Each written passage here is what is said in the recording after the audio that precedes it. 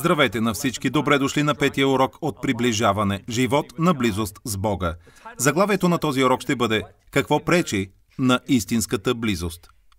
След всичко, което разгледахме в първите няколко урока, си остава въпросът защо толкова много хора не преживяват взаимоотношения на близост с Бога. В настоящия урок най-накрая ще отговорим на този въпрос. Но преди да го направим, нека само да кажа следното. Бог в качеството си на Бог не може да бъде уловен лесно. Исаия 45:15, удивително твърдение. Пророкът казва: наистина ти си Бог, който се крие, Боже Израилев, Спасителю. Той е святият и великият цар и трябва да бъде почитан като такъв. Не можем да говорим за приближаване, без да говорим за свят страх. Точно на това ще обърнем внимание в този урок. Той е в основата на живота на близост с Бога. В Притча 1:7 се казва: страхът от Господа е началото, основата на познанието. Сега трябва да се запитаме за какъв вид познание говори той. Не може да става въпрос за научно познание. В научните курсове в повечето университети в Съединените щати няма да чуете да се говори много за Бога. Не става въпрос и за познаване на писанието. Фарисеите можеха да цитират първите 5 книги от Библията – Битие, Изход, Левит, Числа и Второзаконие. Те можеха да ги цитират по памет, но не можаха да разпознаят Божия син, когато той застана сред тях. Те нямаха никаква близост с него. И така за какъв вид познание става въпрос? Отговорът намираме в Притчи 2:5, където се казва: тогава ще разбереш страха от Господа и ще намериш познанието на Бога.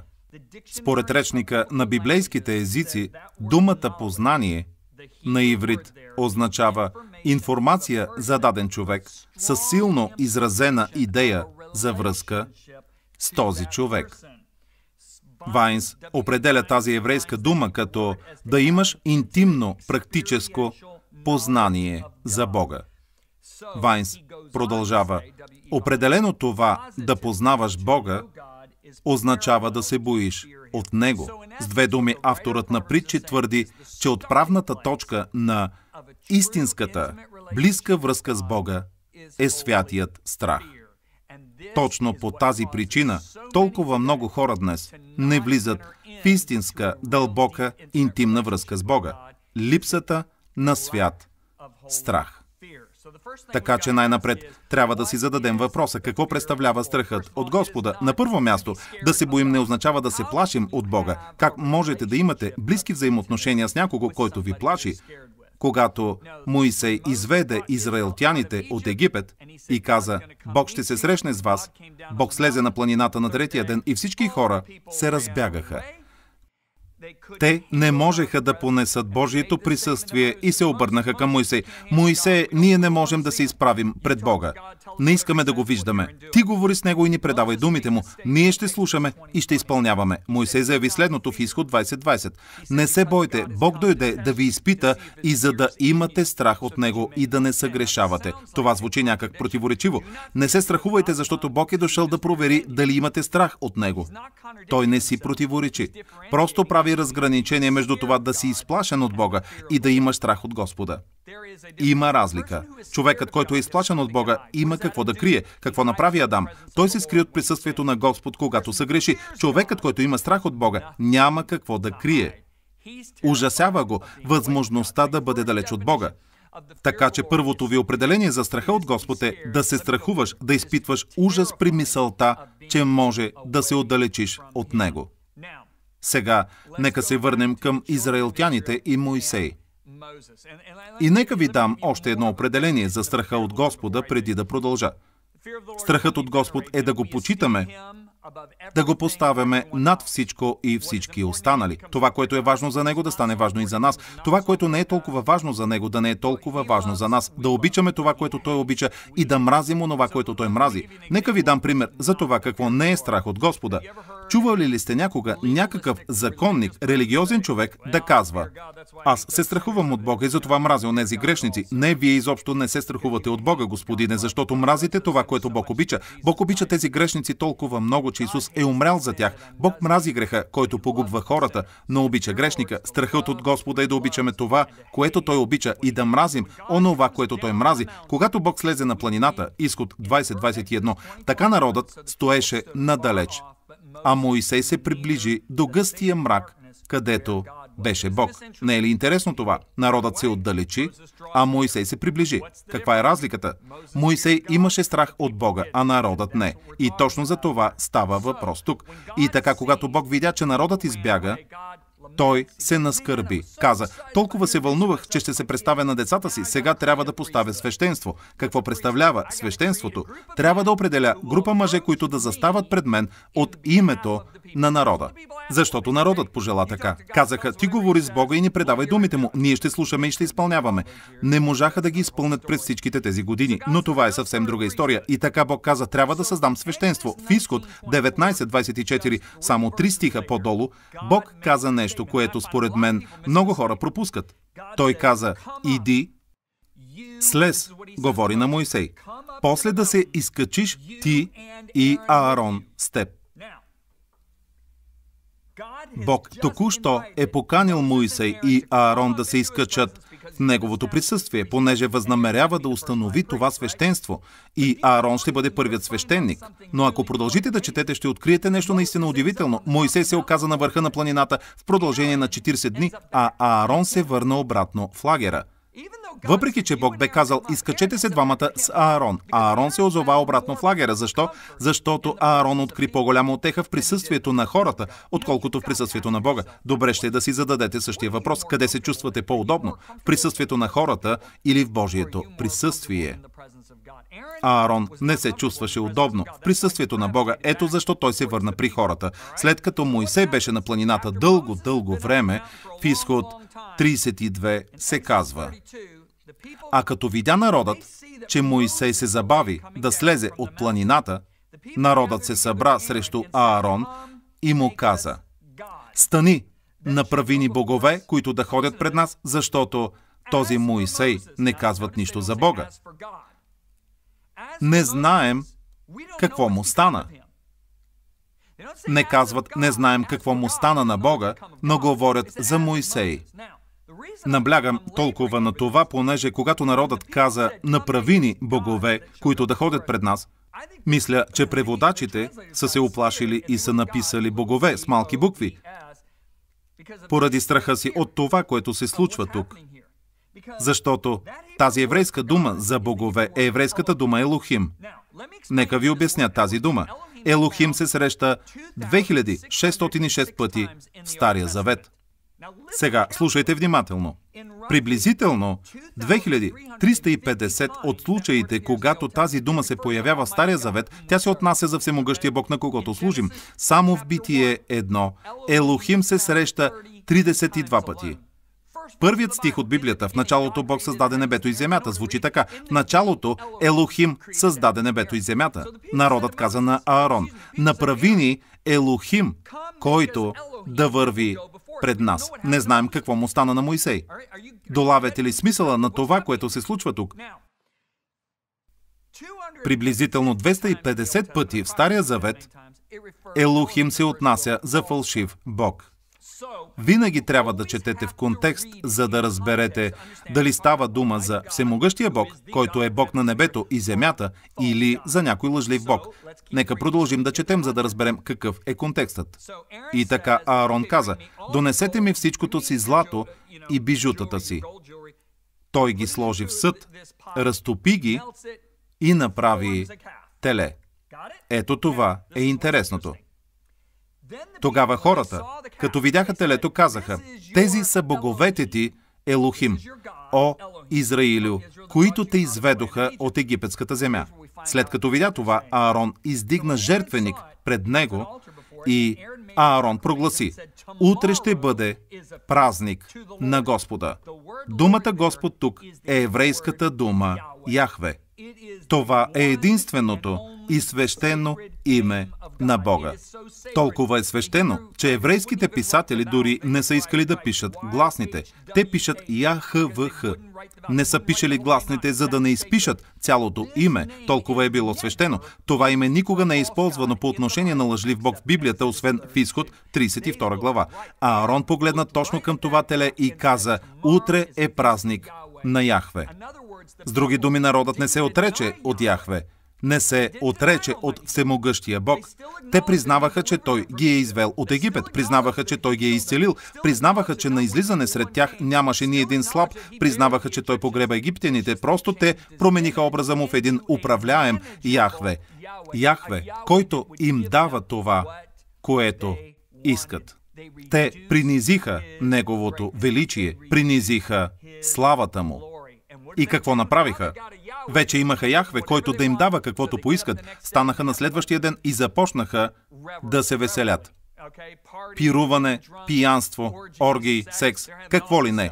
Защото вече имаха Яхве, който е съгласен с това, което правят. Представяме ви Messenger X, напълно нова платформа за изтегляне на нови ресурси и видеостриминг излъчване на видеа. Съдържа цялата дигитална библиотека с ресурси за ученичеството от Джон или за Бивиер, включително видеополучения, аудиокниги, електронни книги, кратки филми, библии и още. Тази нова платформа може да бъде използвана на всички ваши устройства. Тя е напълно безплатна и достъпна на над 120 езика. Ученичество за всеки навсякъде. Изтеглете приложението, като отидете на messengerx.com. Въпросът ми е, случва ли се това днес? В Римляни 1:22-23 се казва: представяха се за мъдри, а станаха глупци и славата на нетленния Бог размениха срещу подобие на образ на смъртен човек. В днешното общество ние нямаме златни статуи, на които да се покланяме, наречени богове. Какъв е Богът? С малко Б в нашето общество. Тленният човек. Хуманизмът. Тленният човек. Така че въпросът ми е, дали сме създали Исус,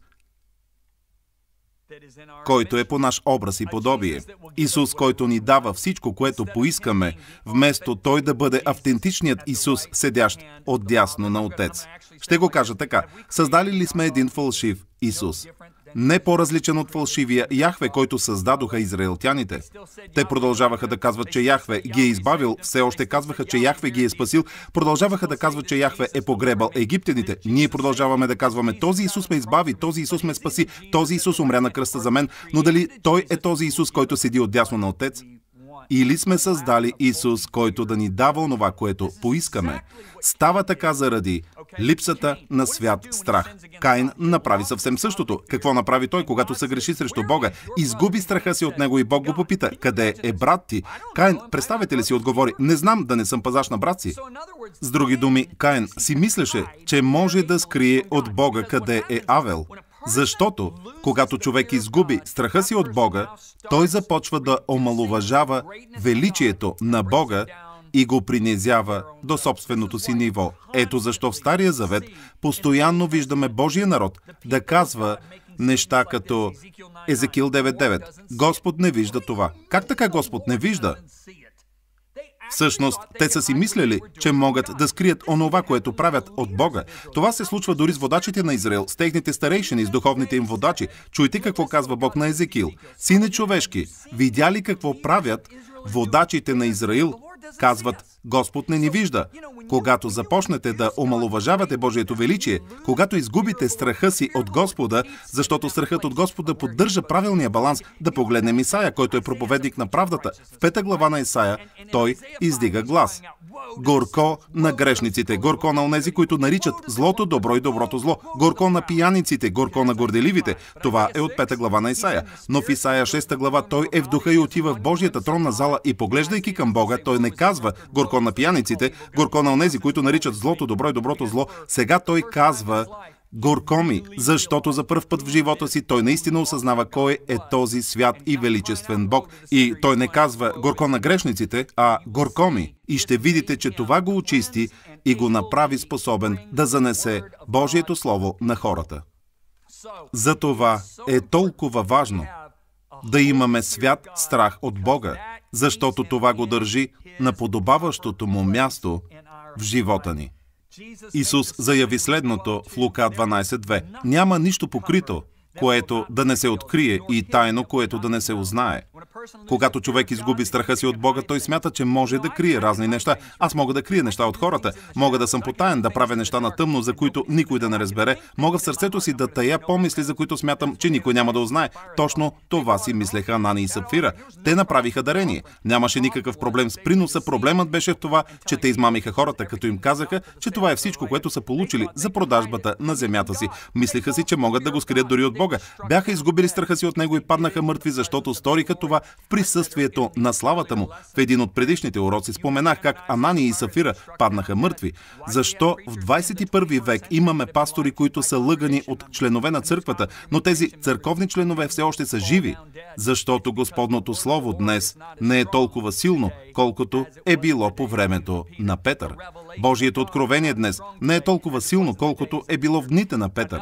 С други думи, славното присъствие на Бога днес не е толкова силно, колкото е било в дните на Петър. Но то ще бъде и ще бъде по-силно, отколкото е било в книгата Деяния на апостолите. Преди години Бог ми говори и каза: сине, преди да се върна, моето славно присъствие ще бъде 7 пъти по-силно от това в книгата Деяния на апостолите. 7 пъти можете ли да повярвате? И ми даде стихове за това. Каза: краят на едно нещо е по-добър от началото. Славата на последната църква ще бъде по-голяма от славата на първата. Предстоят дни на величие, сила и слава. Ето защо е толкова важно да имаме свят страх от Бога в сърцата си. Когато изгубим този свят страх, ние принизяваме Бога до нашето ниво и по-съзнателно си мислим, че можем да крием нещата от Него. Когато ги попитате дали вярват в Божието всеприсъствие и всезнание, хората отвръщат утвърдително, без колебание, но дълбоко в себе си те са загубили съзнанието за Неговото величие. Иначе нямаше да се опитват да крият разни неща. Липсата на страх от Бога ще ни доведе до идолопоклонство, или бих могъл да кажа, че идолопоклонството ще ни доведе до липса на страх от Бога. Когато се изправяме пред Бога, винаги трябва да сме с неутрално сърце. С други думи, като знаем, че Той ни обича, ако си спомняте от първия урок, че ни цени, че е дълбоко загрижен за нас, можем да сме уверени, че Бог иска само най-доброто за нас. Ето защо трябва да заставаме пред Него с неутрално сърце, защото да се приближаваме към Господа със силни желания, които не са в съответствие с Неговата воля, когато Той ни я е изявил, може да се окаже най-неразумното и опасно нещо, защото това може да ни доведе до следващото ниво на измама, което е доста алармиращо. Това е нивото на измама, когато самият Бог всъщност ще ни даде или ще ни позволи да имаме това, което искаме. Чуйте това, Езекил 14, 2 и 3. И Господното Слово дойде към мен и каза: сине човешки, тези мъже прегърнаха идолите си в сърцата си, не в задните си дворове, не по хълмовете, но в сърцата си, и сложиха беззаконието си като препънка пред лицето си. Бива ли те да се допитват до мене? Той отговаря на въпроса: аз, Господ, ще му отговоря, както подобава според многото му идоли. Това е отрезвяващо. Бог казва: ще ти отговоря, но според множеството на идолите ти. Как това се проявява в наши дни? Сега ще ви обясня. Как се определя идолопоклонството в Новия Завет? Като алчност. Чуйте това, Колосяни 3, 5 и 6. Затова умъртвете природните си части, които действат на земята: блудство, нечистота, страст, пагубни похоти и сребролюбие, което е идолопоклонство. Какво е алчността? Това е силно желание да придобиеш нещо. Помислете върху следното. Бог иска най-доброто за нас. Адам и Ева си мислеха, че могат да получат най-доброто за тях извън волята на Бога. Това положение беше идолопоклонство. Тяхната собствена мъдрост, разминаваща се с Божията, беше идолопоклонство и това доведе до тяхното падение. Днес е същото. Ако дойдем при Бога и искаме нещо, за което знаем, че Той не иска да имаме, това е идолопоклонство. Всъщност е възможно Бог да каже: добре, ако толкова много го искаш това, можеш да го имаш. Ще попитате какво? Бог наистина ще ми даде нещо, което искам, дори то да не е добро за мен. О, разбира се, Той го прави. Вижте израелтяните. Те бяха в пустинята и хлябът им омръзна. Хлябът беше толкова добър, че Илия тича 40 дни и 40 нощи само след като изяде 2 питки от него. Те получаваха този хляб всеки ден, но заявиха: омръзнани вече, искаме месо. Започнаха да се молят: искаме месо. И в Псалм 78, 27 до 31 се казва, че Бог чудотворно отговори на молитвената им молба и им даде месо. Достатъчно пътпадъци, за да нахранят 3 милиона евреи насред пустинята. Птиците си летяха и хората просто ги ловяха във въздуха, но в Псалм 78 се казва, че докато храната беше още в устите им, Божият гняв се изсипа върху тях. Бог им даде онова, което пожелаха, но те бяха осъдени за своето идолопоклонство. Израел искаше цар. Бог каза: не е добре да имате цар, защото ако си издигнете цар, той ще вземе най-добрите ви дъщери, синове, най-добрите ви земи, най-доброто от всичко, което имате. Те продължаваха: искаме цар. Затова Бог казва на Самуил: дай им цар. Самуил възрази: но Боже, не е най-доброто за тях да имат цар. Бог отговори: щом така искат, дай им го. Валаам, старейшините на Моав и Мадиям отидоха при него и казаха: искаме да прокълнеш Израел. Бог каза: не отивай с тях. Те се върнаха при царя и му съобщиха: Валаам не иска да дойде. Царят на моавците изпрати повече пари и повече дарове и Валаам каза: нека се помоля за това още веднъж. Сякаш повече пари и повече дарове биха променили Божието намерение. Бог го посети през нощта и му каза: Валааме, иди с мъжете. Валаам стана на следващата сутрин. Имаше Божието позволение да отиде, качи се на магарето си и тръгна. Бог обаче се разгневи, че е отишъл. Защо? Валаам наистина искаше да отиде и Бог се съгласи. Но вие трябва да разберете следното: Бог ви е дал свободна воля и Той не би я пренебрегнал. Ако знаете, че нещо не е Божията воля и все пак наистина го искате, нека ви кажа нещо. Израелтяните помнеха как Бог бе разделил Червено море. Наистина ли мислите, че са вярвали, че златното теле може да го направи? Но те си искаха своето. Бог каза: нека си имат Бог, който да им дава всичко, което пожелаят. И те получиха своето наказание за това. Ще ви задам един въпрос и искам да го обмислите внимателно. Искате ли да познаете истинския Исус, който седи отдясно на Отец? Или искате да познавате един фалшив Исус, който да ви дава каквото поискате? Ако ви липсва страх от Бога, в крайна сметка ще откриете този Исус, който ще ви дава каквото поискате. Ако имате свят страх от Бога, при който обичате това, което Той обича, и мразите това, което Той мрази, това, което е важно за Него, е важно и за вас. Ако имате този свят страх от Бога, ще опознаете този, който единствен може да ви удовлетвори. Той е този, който е толкова загрижен за вас, че е умрял вместо вас. Помислете за това: когато все още бяхме врагове, Той избра да приеме човешки образ, да бъде бит, да бъде презрян, да бъде отхвърлен, да бъде заплют, да му скубят брадата, да му забият тръни в скалпа, да бъде бичуван с къмшик, с метални шипове, който раздираше плътта му, да му забият гвозди в ръцете. Той го знаеше. Знаеше, че ще го направи. Защото ви обича толкова много. Наистина ли искате някакъв фалшив Исус или искате истинския Исус, който умря за вас? Страхът от Бога е отправната точка за познаване на истинския Исус. Исус, за когото току-що говорих, че е умрял точно за вас. Не само трябва да обичаме Бога, но и да се страхуваме от Него. И помнете, че страхът не означава да се плашим от Него, а да се ужасяваме при мисълта да бъдем далеч от Него. Надявам се, този урок да ви е бил полезен. В следващия урок ще говорим за следното: какво означава истински да се покланяме на Бога. Мисля, че ще останете доста приятно изненадани, когато разберете какво представлява истинското поклонение.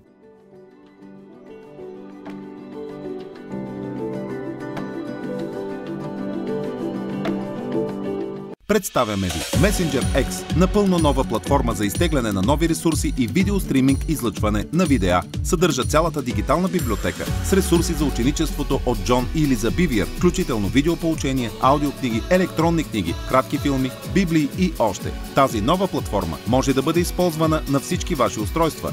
Тя е напълно безплатна и достъпна на над 120 езика. Ученичество за всеки навсякъде. Изтеглете приложението, като отидете на messengerx.com.